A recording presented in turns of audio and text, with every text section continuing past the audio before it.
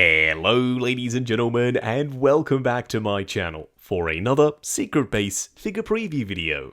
Now before we begin, as always, I have to say a huge thank you to Ryan Kirkwood for going out in person with me, because I was actually there this time, and snapping some glorious high-res pictures.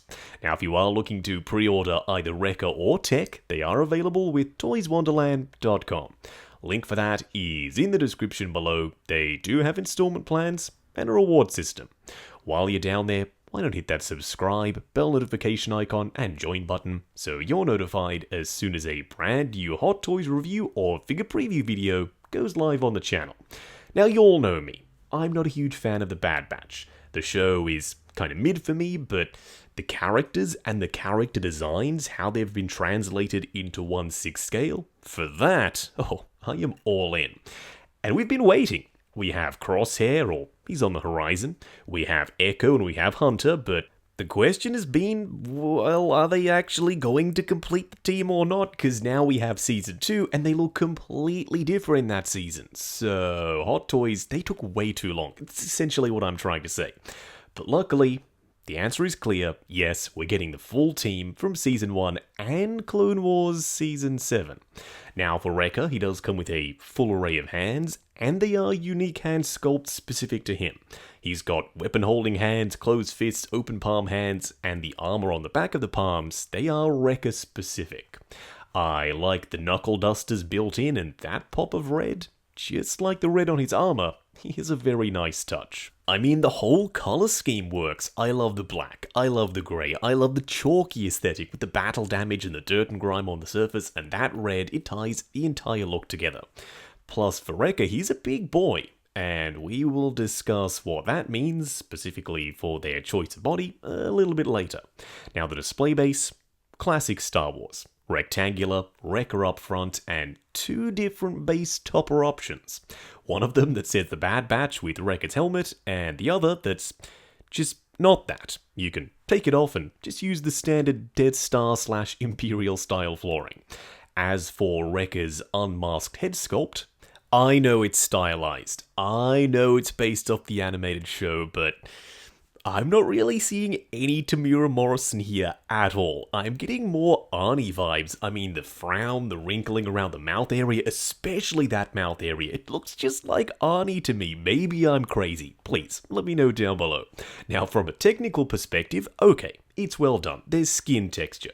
I like the glossy white eye, I like the 5 o'clock shadow, I like the scarring, and I like his marred up ear, but still, with some of the other head sculpts, I could totally see Temuera Morrison. These guys are still supposed to be clones. They are the Bad Batch members, which means they're not spot-on perfect clones, but a little bit more Temuera Morrison likeness for me wouldn't have gone astray.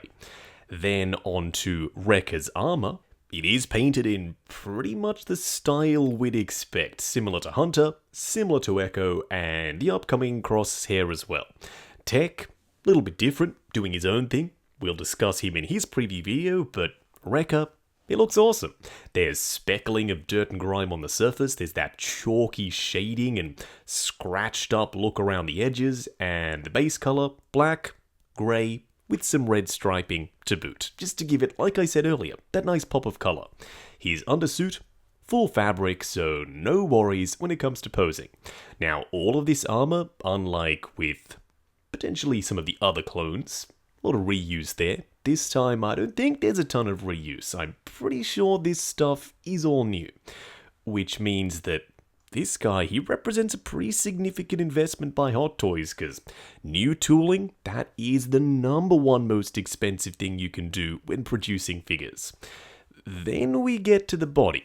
It's big, it's beefy, but I don't actually think it's all new. A lot of people have suspected that this could be the Heavy Mando body, or the Darth Vader body.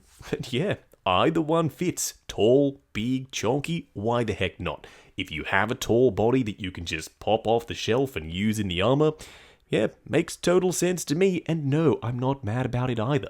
So if you're wondering kind of how this guy will fit into your existing Clone Wars or Bad Batch display, well, go ahead and grab your Heavy Mando or your Darth Vader, and that should give you a rough idea. He's tall, but not overly so. And that actually upset some people. They said, no, the body's not big enough, the proportions, they're not funky enough, he should be this huge monster.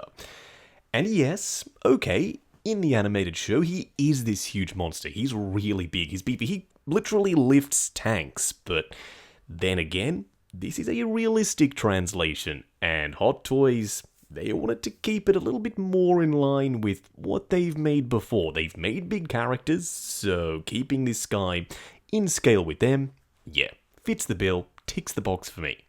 As for the rest of the armor on the upper torso, no complaints once again. He also comes with this massive honkin' vibro blade, at least I think it's a vibro blade. Please correct me if I'm wrong down in the comment section down below. Now I'm pretty curious to see how this guy moves. How does he articulate? Is he going to be decent for posing? Because having a big body is one thing, but bulking him out with a lot of padding, well, that's another thing entirely. And you all know that padding, it's kind of the death of articulation. I mean, Heavy Mando, he can pull off some crazy poses, but you're fighting that padding the whole time, so I am hoping there's a little bit less padding with this guy. He does come with the Clone Commando style blaster, and I highly doubt that's the last time we're going to see that blaster, and that's a good thing, because I love that blaster design. Around the back, he does have a pretty substantial backpack, a lot more red, a lot more grey, and even a little bit of a pop of blue. I like highlights, and that blue definitely works here. Then for the helmet, it's a really unique design. It is very big, which threw some people off in terms of the proportions, but you saw this guy's head sculpt. It was a pretty big head sculpt, so for your head cannon to kind of get around seeing that head sculpt inside a helmet, the bucket itself, it also would have to be pretty sizable. And it is. I love the sculpt, and I love the paint applications. It literally looks like he's drawn that 99 in Arabesh just directly on the front of his helmet. No worries about keeping it clean, because this is Rika, and as we know, he doesn't really sit down and take his time doing things. He's more of a run-in, guns blazing, or I should say biceps flexing kind of guy. I do apologise to my New Zealand brothers for that pronunciation, but, you know, I'm from Australia, so I feel like I get away with it. No? Anyway, moving on. Yeah, I'm still pretty excited to get Wrecker, even though I'm not a huge fan of the show, or his character in particular.